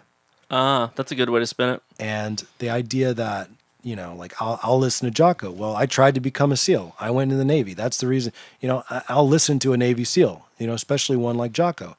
I'm into self-improvement. I'm in, these are ideals that I care about. So these are tribe, I guess, qualities. And you get to choose your own tribe when you think about it. It's nice. It's more freedom. You get to be exposed to more different tribes in that way. So it's Man, you got to watch American Gods. It's a good show. Yeah, it's really good. I've been watching it. It's really good. It's deep concept, or what did you call it? High concept? But high concept that they do it really well. High concept meaning that it is like easy for people to understand. Yes, it's digestible for the average person, but like under the surface, they're telling some really deep story. Right. So like a high concept show or TV or movie or something. High concept just means that what is it? Iron Man. It's an action film with what do you call it? Comic book characters. Like that's high. It's easy for me to pitch that.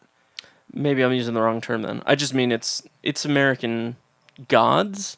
So it's the gods that Americans worship, like the money, like the media. I don't know if money's one of them yet. I know Mr. World is one of them. Globalism is one of the gods in it, and the media is one of them. And Techno Boy or the Technical Boy is one of them. It's the internet.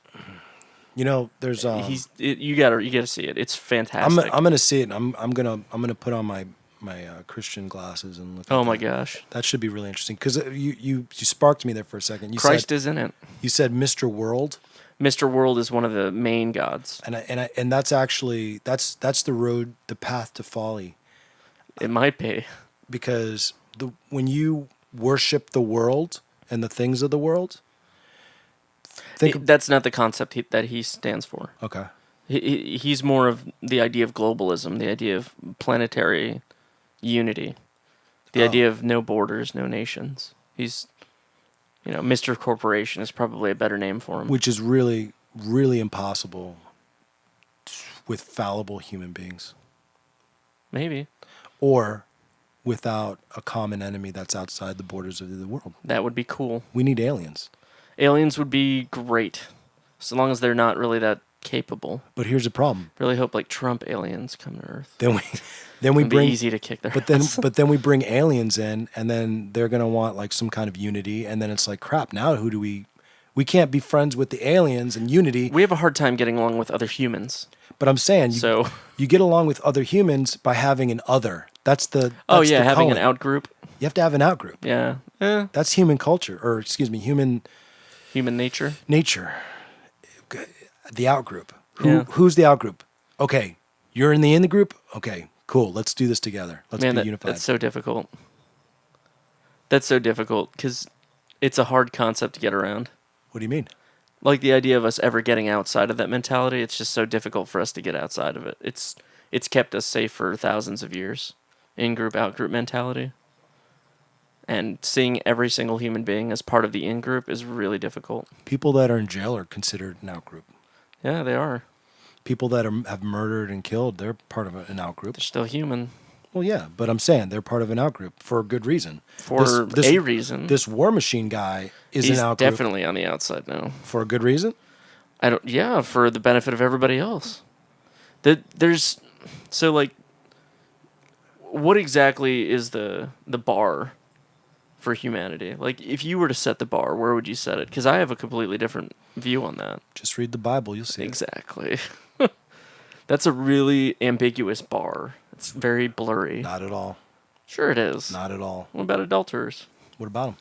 Are they in the group or out of the group? Depends on if they repent and go Well, let's say they don't. and turn from their ways. Let's say they don't, but they have a nice, long relationship with someone. What does that mean? I just mean the adulterers. You consider them part of the out group. But what if there's nothing wrong with them other than the fact that they did something bad in the past? They put themselves in the out group. See, there's the problem. Why is that a problem? It's a slippery slope. Not really. Oh, yeah. Totally. Not really. See, because if we go... That's how you end up eating people. No. Yeah. No. Definitely not. You start eating people by... Okay, so like... This is... Like, Exactly, We don't, that's- no, not exactly. We don't have time to go into this. No, it's a long topic. Yeah, that is a whole other... That's a whole other 2-hour podcast. But we should actually write that down and talk about it. Yeah, cannibalism. No. In-group, out-group, and the good, the bad... And I'll give you a Christian perspective on that. I'll give you an atheist perspective on it, or humanist perspective. That's supposed to speak for all humanists, but I think I could give you a little bit of a good opinion about it. I'm not supposed to speak for all Christians except for, hey, I'm here, but I'm not going to speak for all Christians. But the cool thing I can say is that, look, there's the book. You can read it. You read it. You tell me what you think, and let's talk about it. Which I love. I do love that. All right, guys. I want to thank everybody for listening. That stuck with us in the live feed. For everybody who's listening to this on YouTube or the various Thanks for tuning in, y'all. podcast venues, thank you for listening. And like I said, we're going to have a lot more for you guys, especially Epilogue apparel, epilogueshirts.com. It's going to be pretty amazing stuff. We're definitely going to be wearing a lot of that stuff on the show. And we'll probably be giving away a lot of that stuff too to viewers. Yeah, anybody Listeners. who chimes in on the YouTube, that'd be great. Yeah, that Puts might a share out there. that might be a good thing. Give them something maybe start off with like the podcast shirt. Yeah, share, plug us, tweet us, whatever. We'll have a giveaway thing. Yeah. Okay. Cool. Thank you guys. This is podcast number 11, Righteous Anger podcast number 11. Stick around for number 12, where it's kind of up in the air, but it will be a badass or a couple of badasses will be coming in to the studio. Uh-oh. I don't know which one, but guaranteed there's going to be some badassery going on in here. Thank you guys.